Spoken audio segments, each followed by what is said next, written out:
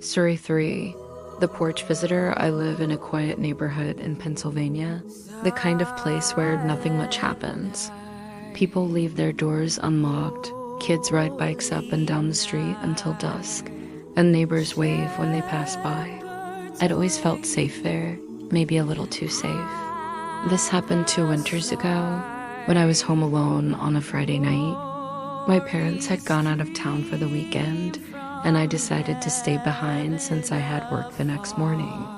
I was 19 at the time, still living at home, and I figured a night to myself would be nice.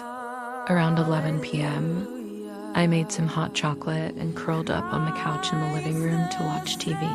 It had been snowing earlier, and by then the whole neighborhood was blanketed in white. The street outside looked calm and empty. That's when the doorbell rang. It startled me because nobody ever comes by that late, especially in the middle of winter.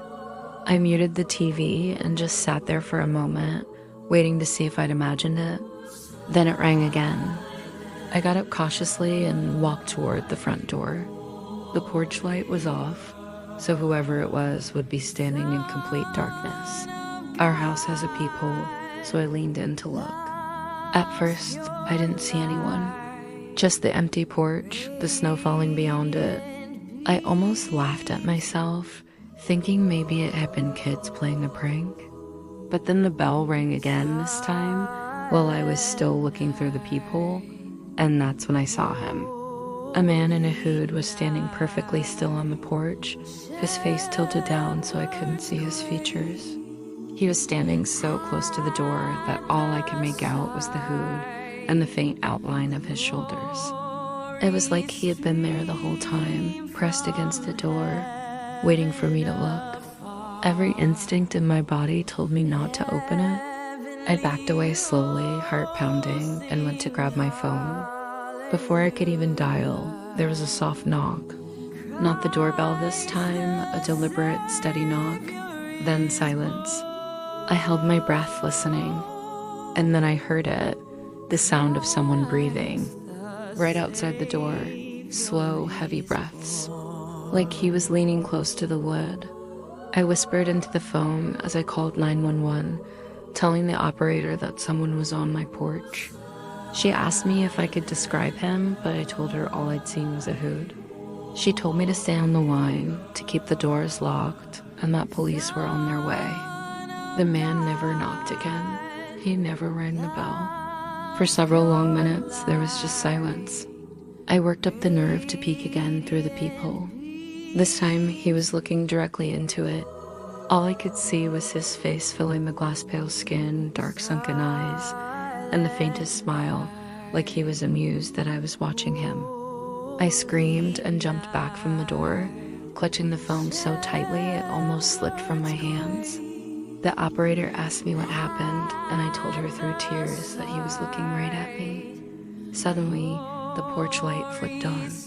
I hadn't touched the switch, which meant he had. The light illuminated him for the first time, and I saw that he was tall, maybe in his 30s, wearing a dark hoodie and jeans. He stared straight at the door for a moment longer, then turned and sprinted off into the snow. By the time the police arrived, he was long gone. They searched the street and the yards, but all they found were footprints in the fresh snow leading up to my porch, circling around the side of the house, then disappearing into the woods at the end of the block. The officers stayed with me until my uncle came over, but I didn't sleep at all that night. Every sound made me jump. Every shadow in the window looked like someone standing there. The next morning, when the sun came up, I went outside with my uncle to look at the footprints again. That's when we noticed something the police hadn't mentioned. The footprints didn't just go to the front door. They went around to every single window of the house. In the snow beneath each one, you could see the impressions of where he had stood, sometimes for several minutes, just watching. The one that shook me the most was outside my bedroom window. The snow was packed down from where he had been standing there, motionless, staring in. I've since moved out of that house, but I will get the look of his face through the peephole.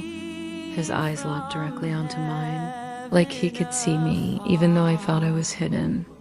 And the worst part is, we never found out who he was. The police said it could have been a prowler, or maybe someone looking for an easy break-in, but deep down, I know it wasn't random. He didn't knock because he wanted help. He didn't ring the bell because he was lost. He wanted me to come to the door. He wanted me to open it. And the only thing that kept me safe was that I didn't.